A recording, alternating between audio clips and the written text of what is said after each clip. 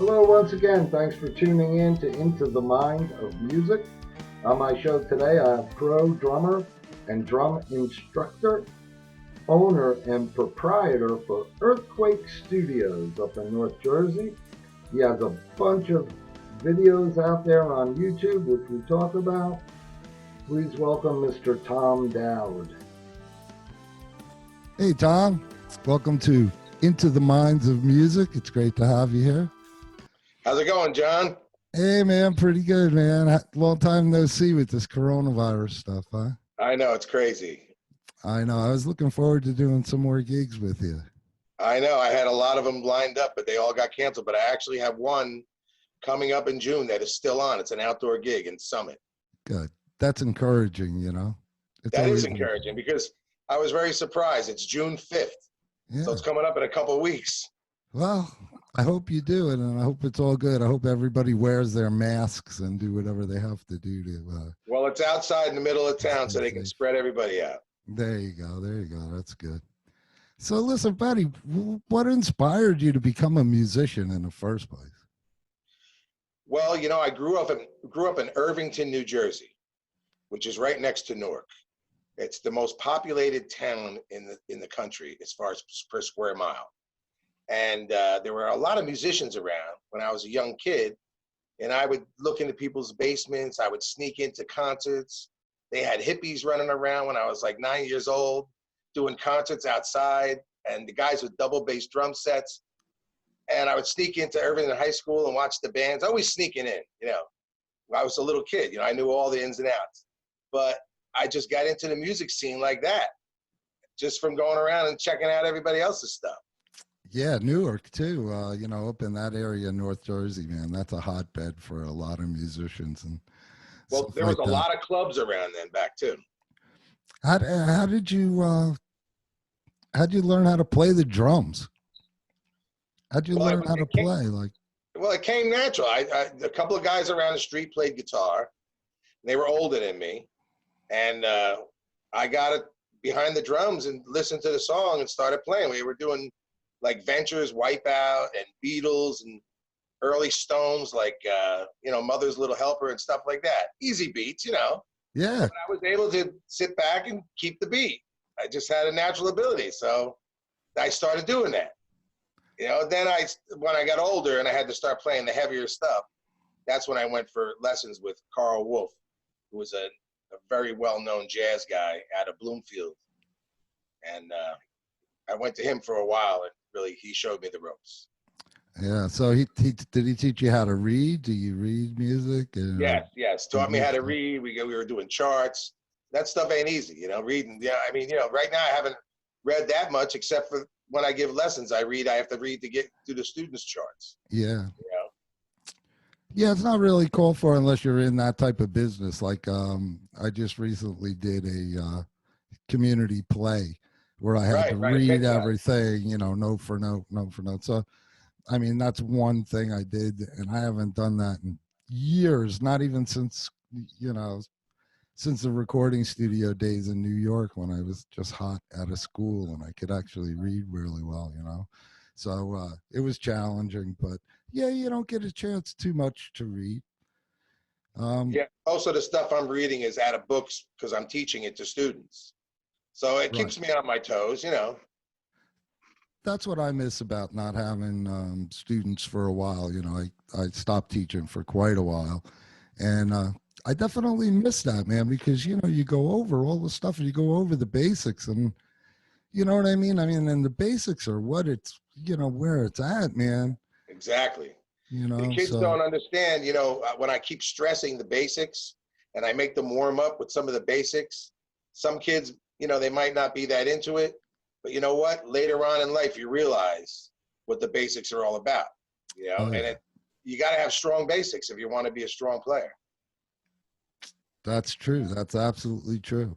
Hey, man, what I know when you were younger, man, you used to play all like the big, huge rock clubs and all of that. And you did a lot of really, really cool gigs, I would say. They were cool gigs. I mean, I look back into your history a little bit, you know, and the records that you played on and these guys. that you played with dingbats and all these huge clubs that had these big names. You want to talk about that a little bit? Well, dingbats is small compared to some of the places we played. Right. But Yeah. I mean, See, I don't even know. I don't even know that scene, man. I'm older, you know. a lot of different scenes. You had your 70s scene, which when I was a kid, well, my father owned a bar, Hanley's Inn in West Orange. So here I was, 11 years old with my 2 guitar player friends, and he was hiring us to do downstairs parties, private parties. And then by the time I was 13, I was playing in there in front of the regular crowd on stage. But we would play private parties, play in people's backyards, always out gigging. And then when we got older and we started playing clubs, you had places like Dodds and Orange, Cryans. You had different Cryans. I played in 3 different Cryans places. You know, Fountain Casino. Later on in the 80s, you had JJ Rockers, the Arrow Lounge you had in the 70s and 80s. I mean, there was a lot of big clubs, big rooms around. The Birchill. I played the Birchill probably 100 times. Yeah, Art Stock, right? Was that Art and the Stock club? Playpen. Yeah. How many clubs did he have, huh? He had a lot of clubs. You know, that whole strip going down, where was it? Down 35, the old 35 there. Yep. 35, yep. Mingles, Playpen, across the street, Close Encounters, JJ Rockers. You can go bang, bang, bang, bang. And then down the road, you had the Birchill. It rivaled anything that they had on the West Coast. And I was out on the West Coast on Sunset Strip when I was in Pierce, and we were playing all the clubs out there. But you know what? That strip on Route 35 was just as cool. Yeah. The Fountain Casino was down there too. Remember that place? Fountain Yeah, that's Casino. right. Well, yeah, and what's now the Starland Ballroom. I played there once too. Oh, there you go. I only played there once. Starland's cool. Yeah. Starland's cool. I never played there. You know, that's a nice big stage, you know, nice sound system and all of that. Yeah, Starland Ballroom, that's in Sayreville, right? Right. Well, the problem is, as years went on, they raised the drinking age. They got down on people for smoking. Then they lowered the tolerance for alcohol, and it's an assault on clubs and bars. And now we got this virus thing. Everybody's open, but the bars and the clubs, you know. Yeah, and they're not going to be open for a little while, you know. We're going to have to like sit it out, you know. The musicians always get beat down for some reason. It's not. I don't think there's any reason to sit it out. I think we should be opening up and playing. You know, especially outdoors. A lot of our gigs were booked outdoors anyway. Yeah, especially outdoors when, you know, if you can do the social distancing thing and all of that. You know, I'm not about spreading anything around, but, you know, I mean, they're starting to open things up here in Jersey, so. Yeah, hopefully by the middle of the summer, things will be back to normal, I hope. Yeah, I hope so too. So what drummers inspired you? Like what, you know, well, of course, the drummers that first like caught your ear when you were younger, and then very first a little bit older, and then a little older. Yeah, they were local guys that I'd seen playing in these bands, and then of course listening to records. You know, the first few people that I was playing was the Ventures, Creedence Clearwater Revival, the Stones, the Beatles, all that stuff like that. But then a couple years later, by the time I was 13, you know, all of a sudden we're playing Zeppelin and Sabbath and Montrose and all kinds of other stuff that was coming out, heavy stuff, The Who, you know, and as time moves on, you're playing different songs, but you're being influenced by everybody, really. And at my drum lessons, it was all about Buddy Rich. And we had to study Buddy Rich books, which were very hard. But I mean, so I never really played in the jazz band, but the jazz training made me a better rock drummer. You know, I don't know if people can explain that, but it did. It made me be able to know how to feel the music. And that's a big part of it. I'm not the fastest drummer around. I'm not a Neil Peart, but I can feel the music. And that's why, you know, as I grew and got older in the 80s, I got into original stuff. And I did quite a few different original projects where I recorded, and I still do today, you know, where I do session work. So what were some of the bigger things? I know you played on a couple of records, and I know you have some videos out there on YouTube and everything. Yeah, there's some videos. There's a couple of professional videos out there. One with Pierce called Metalhead Dolls. There's another one with a band called Victory Gin, the song Hide Inside. That's a professional video. Then there's a bunch of live videos with me playing with a band Rattlebone. And that band had Mike LaPond, who's in Symphony X right now. He was playing bass, great bass player. And Dale Toth on vocals, Mike Bino on guitar, Richie Rodriguez. We were playing at Birch Hill a lot. We opened up for Rat. We opened up for a lot of big bands over there in the Birch Hill. They had a lot of good shows there, you know, and it was nice to be able to play in a big room in front of a lot of people, you know. But in the 80s, when I was in Pierce, we traveled around the country. And some of the rooms we played were tiny, like little bars. Mm-hmm. Other places held, you know, 5,000 people. You know, so we went from like little divey places to gigantic gigs. It was crazy. It was like Spinal Tap. It really was. It was. I know. My son is friends with a bunch of these guys that are on the road now in bands that are we're doing actually really well, because the live scene has, for the younger generation, has been coming alive. All of the festivals and everything that was going on, and it just came crashing down. Yeah, it's a shame, you know, like, you know. It is a shame. It's a shame. I don't know what these kids are going to do, you know. Everyone's doing virtual stuff and streaming and this and that, but you know what? People like to get out live. They like to see a live band play live and feel the music and be out there, you know? I mean, I think eventually people are just going to say the hell with it and just start going out, and bars are just going to open. They're going to have to open. I mean, people like to be with their friends. They like to hang out with their friends. They like to have a couple of cocktails, you know what I mean? And dance. Yeah, you can't drink a cocktail with a mask on. Yeah, I know. That's kind of tough. That is kind of tough. And for the young kids, it's hard to pick up a girl because there could be a chick with really pretty eyes, and then when she takes off the mask. Takes off her mask. Oh, you never know. A quick little story, man. I was skiing one time, and this girl was on the lift, and she had the thing across her face, and she had beautiful blue eyes and blonde hair. There you go. And I'm talking to her, and I say, "Yeah, I'll meet you in the lounge." And she comes into the lounge. She takes that thing off, man. I was like, "Oh, geez, Louise! Oh my goodness!" Well, at my age now, I can't be too picky. Yeah. So what are you doing now? What's the band now? I looked it up, and it's my bad. The blues. Oh, BBD thing. Rhythm and Blues. That's it. Rhythm and Blues, yeah. Right, BBD. Right. That's Talk like about that a our little. initials. All right, what's that all about? Well, that's Barnes, Bluesman, and Dowd. Barnes is the bass player's last name. Dowd is my last name. And we had a guy named Barry, but he had a heart attack. He didn't die. He was okay, but he couldn't play anymore. So we got this other guy. We just call him Bluesman. There you go. BBD Rhythm and Blues. But I also play in a band called Legends of Vinyl Experience, and that does all classic rock. You know? Oh. So yeah, I try to get around as much as possible to do as many gigs. Last year, I think I ended up doing 92 gigs between 3 different bands. Yeah, that's good.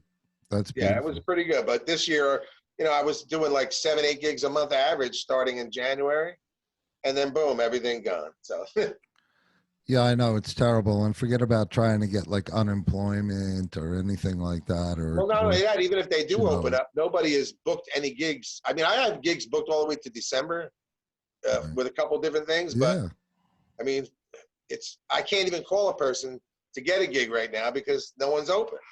Yep, I know. So it's crazy. But you know, that we're just hoping for the best with that. Yeah. That's for sure. Let's just all stay positive and think that it's going to open up pretty soon. Right. Well, BBD is playing June 5th in the city of Summit for their outdoor music fest. There you go. I think we're one of the first ones up, and they say we're going to pull it off. They just gave us the confirmation. They're doing it. Good. That's good. Good news. Get it going. Crank it up again, you know? Yeah. So, I mean, if they can see one place doing it, maybe other places will start doing it. True. Do you listen to any of the newer music, any of the new stuff? I know you're into the classic rock, the blues. No, I love the new stuff. Talk about the old stuff. What kind of new stuff are you into? Any newer bands that you could think of? Yeah, I like to listen to bands like drummers like Tool and I was listening to Slash. I like his stuff. Oh, You know, not Slash. just for the drums, just for the music too. You know, but a lot of my students make me learn songs that from bands they listen to, and there's some cool beats in there. You know, I don't even remember the band's names half of them, but you know, some of these new songs, these new rock bands that these young kids listen to are pretty good. You know, just like anything else. You know, and you start learning the beat, and you're like, okay, this is cool. You know, I forget the names of them. Some of them have some weird names, but Yeah, there's a I'm lot sure. of new bands out there that's that are putting out songs. Well, I listened to a band called Twiddle. So, I mean, widespread panic and, bands like that. So, yeah, there's a lot of good music out though. The new stuff, even that the kids are listening to, like you said, you're always learning new stuff and learning from them. They bring in the music and it's like, wow, yeah, it's pretty cool. Not too bad. Not too bad. I like Uh, that band Greta Van Sweet or whatever their name is. what is They it? were good. Greta What was Van the name? Sweet. Sweet? Greta Van Sweet. Oh, Greta Van Sweet. Yeah. Yeah, they Yeah. were See, pretty cool. yeah, I think I heard of them. Young guys. I'm listening to now like the Tedeschi and Trucks. Yes, yeah, that's I good like stuff. Yep. them, I like them and Dead and Company, with John Mayer and everything. Of course I like that. I listen to them and stuff now. So that's all good. That's all good stuff. Yeah, there's good stuff coming out there. I mean, there was another guy, a blues guy, that we were listening to came out with I forget his, I'm bad with names. That's the Yeah, problem. I know. I'm terrible with names too. But he's the guy with the red guitar, right? The red blues guitar. Yeah, He's famous. He's what is the famous guy that's out there? Plays blues. It's a younger guy. It's I right know. on the tip of my tongue. I can't Yeah, I know who you're talking about, and I can't come up with the names either. remember. My guitar player is playing. So That's what happens when you get old like us. You know what I, I mean? I I should, follow the music, but I don't get the names. I should speak for myself. I'm terrible with names. I can't Yeah. remember people's names or anything like that. I walk into a room and go, "What the hell did I come in here for?" It's crazy. Yeah. What style of music do you like? I mean, is there like a one style of music that if you were gonna say, man, I'm gonna sit down and shed some things, would you go to jazz? I mean, I know I it's would tough say, because we're all so rounded. I know you're such a well-rounded. yeah, I like playing everything or anything because anything that's challenging is good. But I'd say if I had my preference, I would do some kind of an upscale 80s metal. Mm-hmm. Yeah. Not the new metal of today that's like all death metal and stuff.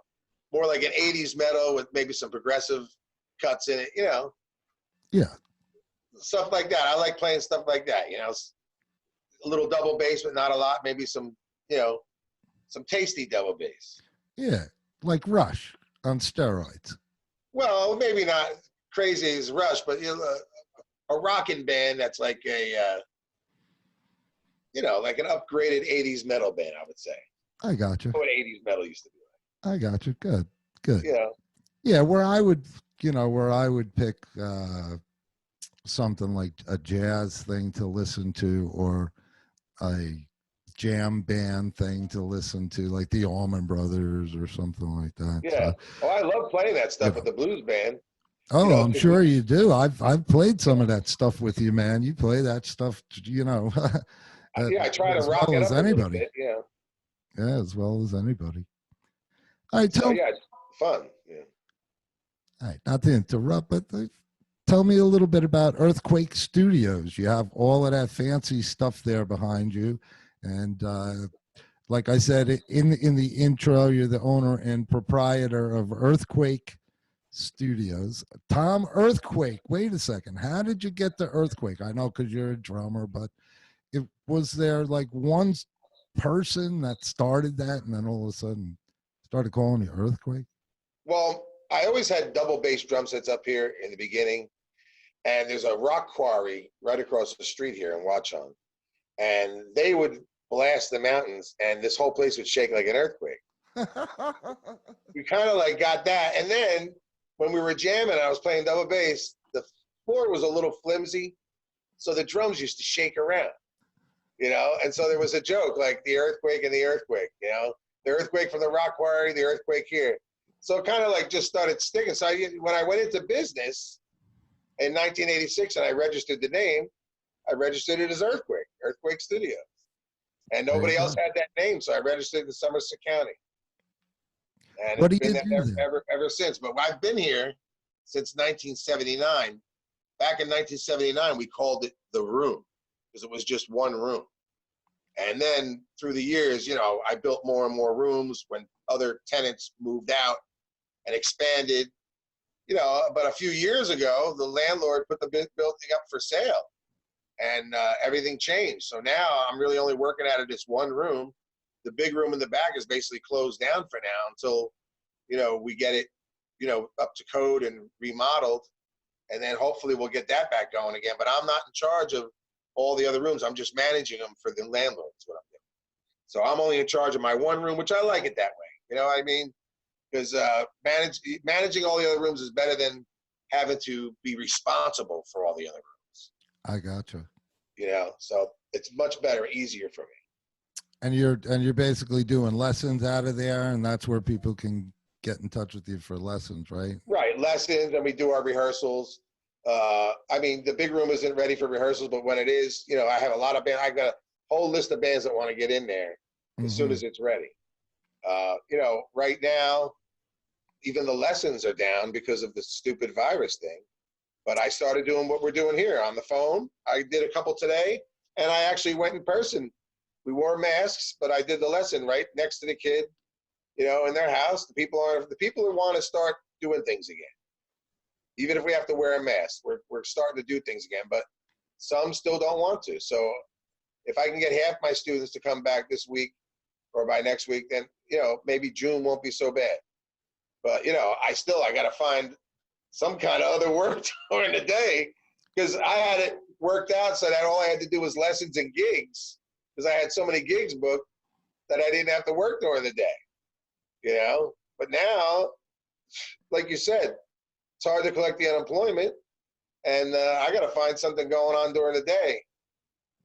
Yeah, I mean, you got to work. I mean, you got to have something. I mean, that's why I'm glad I don't have all my eggs in one basket, and I'm lucky enough to get at least, you know, a couple days a week in the construction, you know, and then I might have a week off, but then I have another couple of days, and, you know, it's been keeping me going. But nobody wants anybody in their house. No, see, that's the problem. You know, I am going to some houses with the drum lessons, and that's fine. People don't mind as long as I wear the mask and we'll go right down into the basement, whatever. Mm-hmm. But, you know, I am getting some students here, and I set up a second drum set. I can set up like good 12 feet away from my drum set. So when somebody walks in, they can go right behind that drum set, and we're 12 feet away doing the lesson. Yeah, and that's great. Yes, I mean, I had to do that. I had to go out and actually invest some money, you know, to get more parts. Yeah. Well, at least, you know, I'm glad that you're being cautious. It's better to be cautious and, you know, heed to that now, you know. But I'm hoping that with the summer and the heat and everything, this thing's going to burn out. Looks like it is already. Looks like it's on its way out. Yeah, let's hope so. Let's get the bars open again, baby. Let's get jamming. Well, you know what? Down in Florida and stuff, they're opening. So if a month goes by, you know, and by mid-June, nothing is spiked up in Florida and Georgia and all these places that are open, New Jersey and New York are going to be forced to have to open. You know, I mean, it's just going to be that way. If all of a sudden you see a lot of sick people in Florida and Georgia, they're not going to open. Yeah, well, only time will tell, and that's it. Positive. We're going to find out. Yeah, thank good for the future, and June 5th, and I'll have any information that you want to give me, and I'll put that in the description of the video underneath where the video is going to premiere. And Tommy, it was great having you here. Anything else that you'd like to add, you know, anything in the future besides the gig coming up, or You know, you just got to keep dealing with what's going on with this That's it. situation, man. We got to keep dealing with it, and hopefully our other outdoor gigs. I think we got one coming up the end of June at the Moose Lodge in Forked River, and that's also outside. They have a lot of room outside, so hopefully that one's not going to be canceled either. You know, because I know people down the shore. I mean, everybody down there where I live right down there. The bay is only a couple minutes from my house. All the people have been down there all weekend getting their stuff ready for Memorial Day. So it's going to be a big Memorial Day. It was crowded in my town this weekend. Yep. Well, we'll see what happens with that. And it was, look, Tommy, it was great seeing you again. It was great to have you on the show. I wish you a lot of luck and everything like that in the future. And hopefully we could do some more gigs together. Yep. And anyone that's watching the thing, what I got to tell them is just practice, practice, then practice again. And keep practicing. That's it. What else is there to do? That's why I come up here. I practice. I'm the only one up here in the studio. Yeah, you it's like and a ghost town. Practicing. I'm still practicing, so good. I'm playing. That's it, man. That's it, brother. It's all good. All right. All right. Looking forward to doing some more music with you, man. Hopefully you can hire me for a gig since you're a leader. Oh, definitely. Give me a call if you need me, my brother. You know I love you, man. It's always a pleasure to jam and make some music with you. Good luck, man. Peace. All right. Have a good one.